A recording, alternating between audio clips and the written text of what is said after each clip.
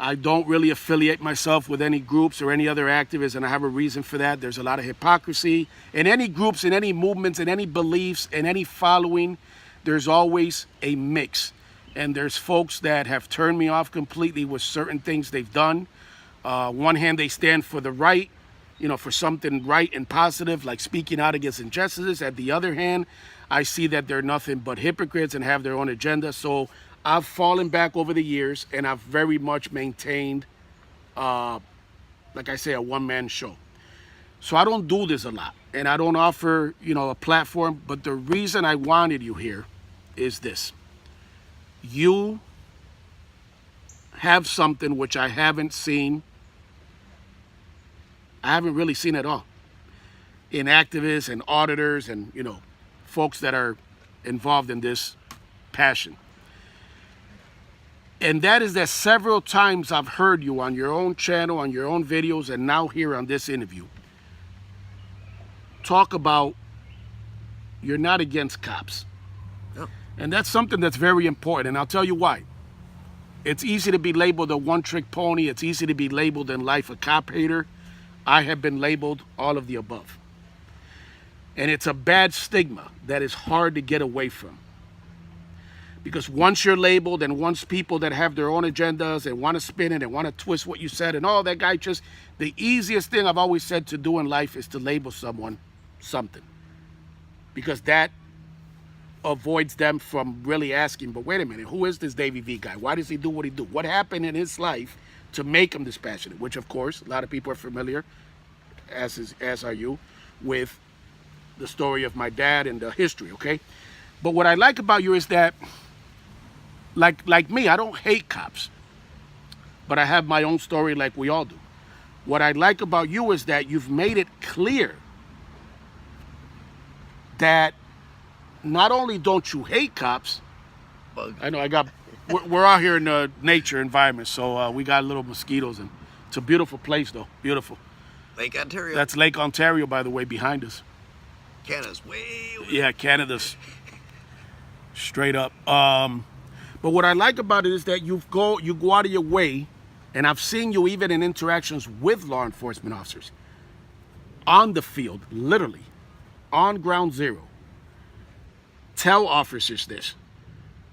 So that is the most attractive thing to me about getting you on here for an interview, is the fact that I'm all about showcasing folks that not only are passionate about something much as I am,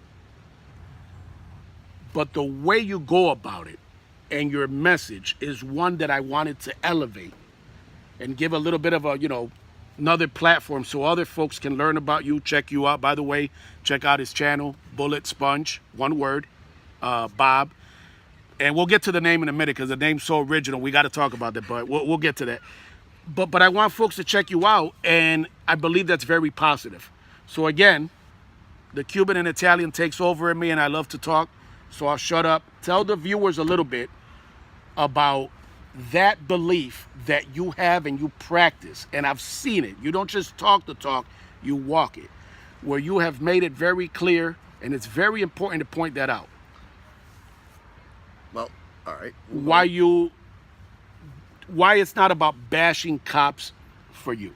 All right, for me, it's more like just pure educating.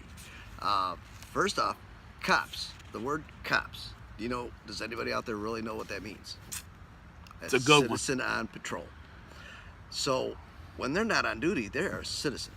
They are a civilian. The blue line covers them when they're on duty.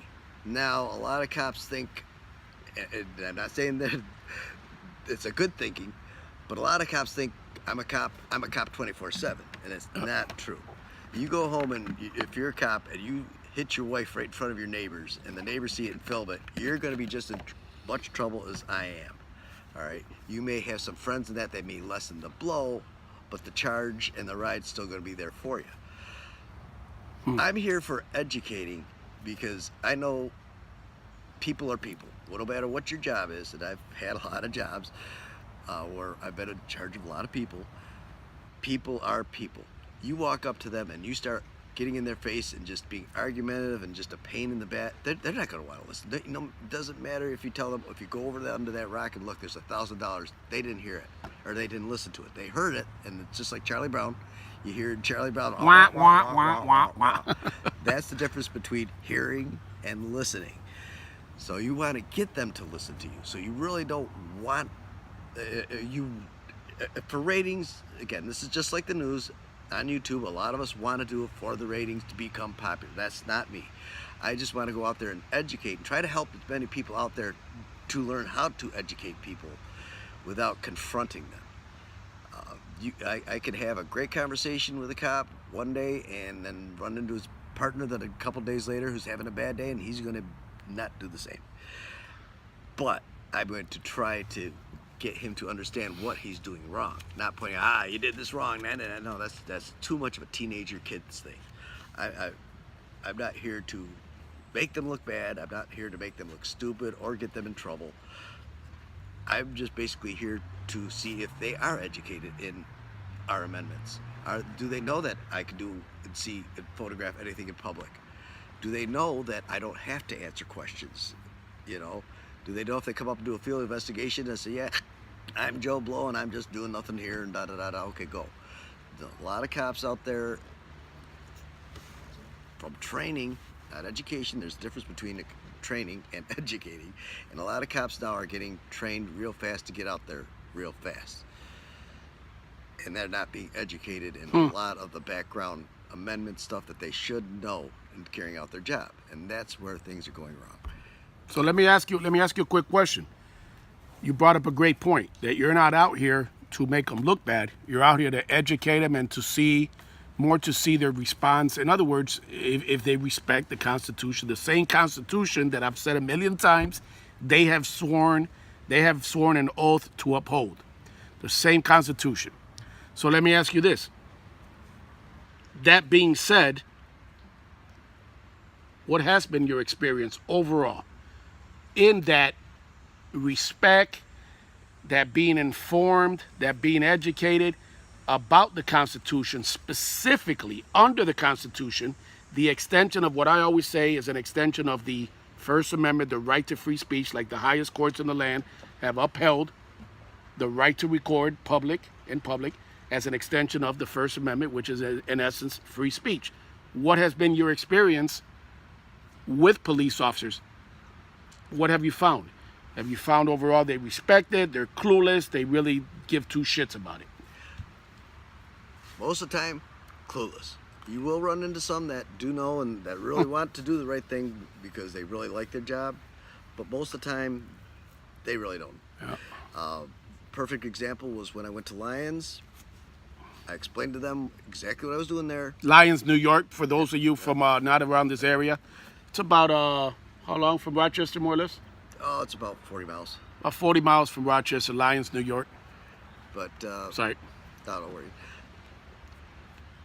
Even though I explained to them what I was doing calmly and coolly, and again, it was my very first one. I was nervous as hell because all of a sudden I see 7 cars and cops everywhere. It's like, oh shit. I'm sorry, is that the video where the state police, state trooper, and also some Lyons sheriffs you could see there? Okay. Yeah, had 3 departments. Good video. You got to check that out. Had the state police, had the sheriffs, and the town clowns all surround me pretty much. Yeah.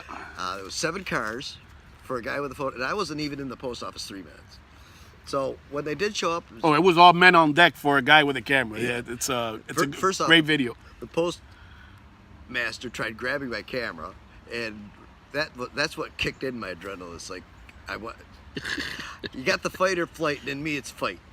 And there's times you don't want to fight, so that adrenaline has nowhere to go. So you're like, and that's what was going on with me. So, right, but you also, and that's the thing. I'm sorry, that's the thing. You also, it's give and take. You also, much like we say the police have to control themselves, we do too, because that adrenaline gets pumping.